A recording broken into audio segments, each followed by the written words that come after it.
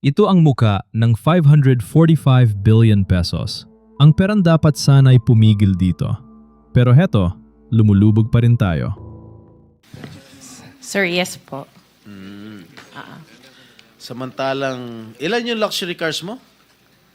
Nasa 28 po.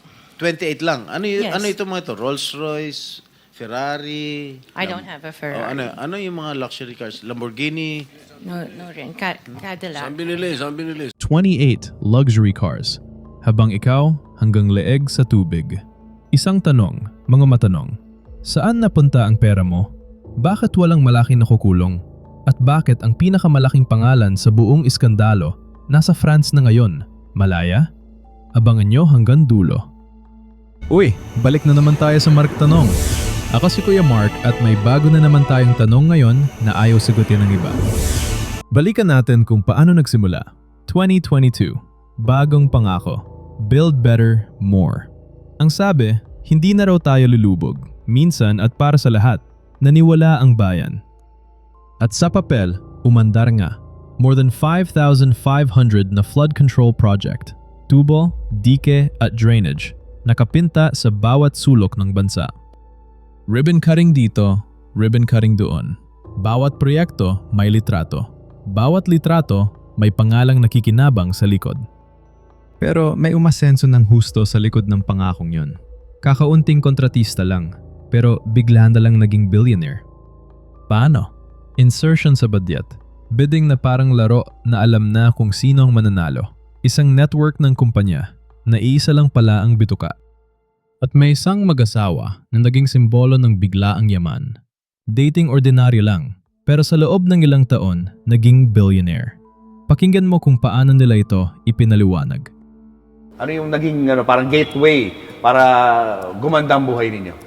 Nung nag-DPWH kami. Ayan, okay. Paano yan? Paano kayo nakapasok doon?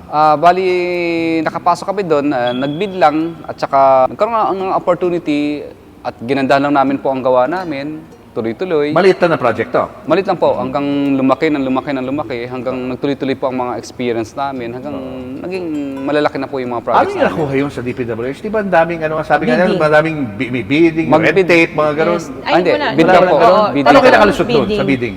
Yung prices namin, low. Private plane, 40 na sasakyan, isang kalanan na nagkakahalaga ng 42 million pesos.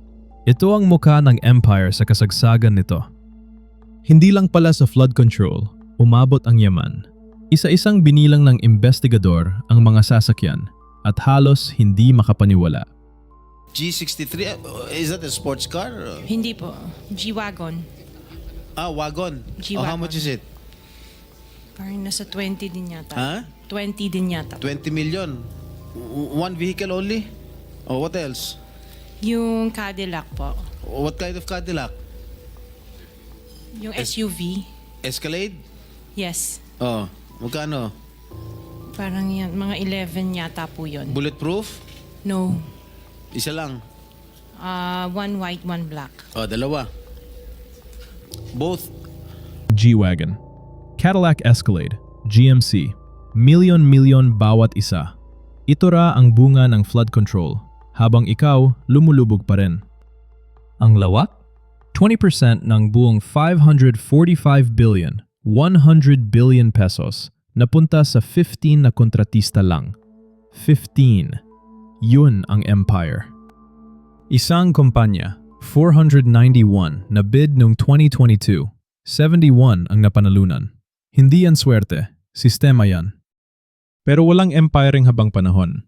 At ang simula ng pagbagsak, nasa mismong entablado ng State of the Nation.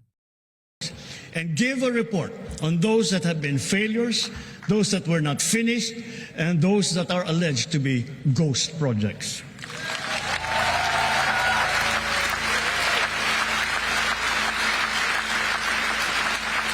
And third, we will publish this list. Inutusan niyang ilabas ang buong listahan. At nang ilabas ito sa publiko, doon sumabog ang lahat. August 11, 2025. 350 billion pesos na proyekto ang walang malinaw na detalye. Magkakapareho ang disenyo. At 421, Ghost Projects. Binayaran pero wala sa lupa. Magkakaparehong disenyo, magkakaparehong presyo, iba't ibang lugar. Parang kinopya-paste lang ang proyekto, pero totoo ang binayad. Dalawang dating DPWH engineer ang lumantad. Sabi nila, hindi ito aksidente. Nakabaon sa sistema ang insertion sa budget. May porsyento na para sa mga politiko bago pa matapos ang proyekto. Pero eto ang pinakamasakit, mga matanong. 545 billion. Pero nang umulan ng 2025, lumubog pa rin ang buong bayan. Basang-basa pa rin ang taong bayan. At habang pinagpapasa-pasahan ng pera, eto ang kapalit. Mga tahanang nilamon ng tubig. Mga sasakyang inanod. Mga negosyong nawala sa isang gabi. Bago tayo tumuloy, mag-subscribe ka na. Libre to. Hindi tulad ng flood control na binayaran mo na, lumubog ka pa rin. Tapos, nagsalita ang mga tagaloob. Dalawang dating DPWH engineer ang naglabas ng mga pangalan at hindi maliliit na pangalan yun. Jingoy Estrada, Joel Villanueva, Cheese Escudero, Bong Revilla, Martin Romualdez, Zaldi Co. 6 na panggalan, 6 na haligi ng empire. Pero nang tanungin sila ng harap-harapan kung saan mismo napunta ang pera, heto ang naging sagot. Tinatanong ko, how can my question incriminate you? Tell me. Tinatanong ko lang saan yung proyekto mo. I invoke my right against self-incrimination? Sorry. Ha? How can that incriminate you? Tell me. Pinapainit ng ulo namin dito eh. May incriminate siya kasi nga hindi niya may tuturo ko siya dahil ghost project siguro. Oh, Dahil po may mga usapin na na may mga allegation po na mayroon nga pong anomalya. Self-incrimination. Simpleng tanong lang, saan ang mga proyekto mo? Pero ayaw sagutin, doon mo malalaman na may itinatago. Sinamsam ang mga sasakyan, kinuwestiyon ang mga ari-arian. Ang minsang simbolo ng tagumpay, naging ebidensya na lang. Isang confession, mahigit 500 million pesos na kickback umano ang naibigay kay dating Senador Bong Revilla mula 2024 hanggang 2025. At ayon sa mga testigo, hindi lang isa ang tumanggap. Umano'y may porsyento para sa senador, para sa kongresista, para sa opisyal. Bawat proyekto may katapat na kickback. Umandar ang mga aresto, custody, warrant, kulungan. Ang mga dating hari ng kontrata, isa-isang dinala sa piitan. Nakulong si Sarah Diskaya. Non-bailable ang ilang kaso. Bumagsak ang mismong sentro ng empire. At habang hinuhukay ang kaso, lumitaw pa ang koneksyon sa smuggling. Hindi lang pala sa flood control sila kumita, marami pa. Isa-isang na-freeze ang mga account, sinamsamang mga ari-arian. Ang impereng itinayo sa multo, nagsimula ng gumuho sa sarili nitong bigat. Begin with the arrest of former Congressman Zaldi Co. President Ferdinand Marcos Jr. broke the news Thursday night. He said the former Ako Bicol Party List representative was stopped at the German border after entering from the Czech Republic. He was reportedly denied entry and then sent back to Czech authorities, where he was arrested for lack of travel documentation.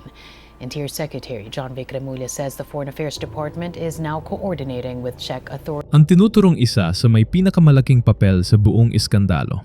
April 16, 2026. Tapos, nawala. Nag-apply pa ng asylum sa France. Mula Prague, tumakas siya papuntang Schengen area.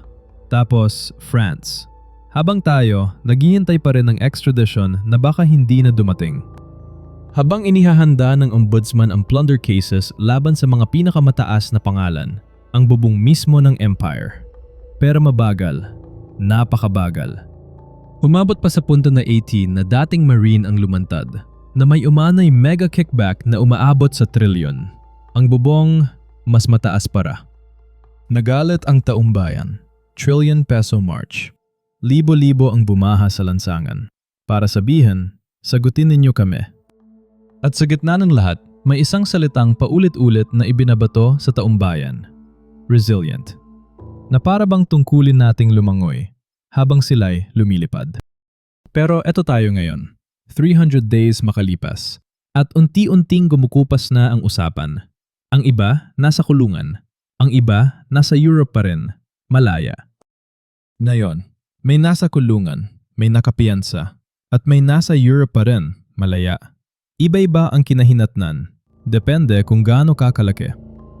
Ilan ba talagang nakulong sa 545 billion? Ilan ang nagbayad? At ilang piso ang tunay na nabawi? Yan ang tanong na ayaw sagutin. Ito ang aral, mga matanong. Kaya kang lunurin ng empiring itinayo sa multo. Binayaran mo na, lumubog ka pa, at ang mga nagpayaman nakaligtas. Ikaw, basang-basa. Kasi ang totoo mga matanong, hindi tuluyang bumagsak ang sistema. Nag-adjust lang ito. Papalit-palit ang muka, pero pareho pa rin ang laro. Kaya ang tanong ko sa'yo, sa palagay mo ba may tunay na naningil dito o nakalusot silang lahat?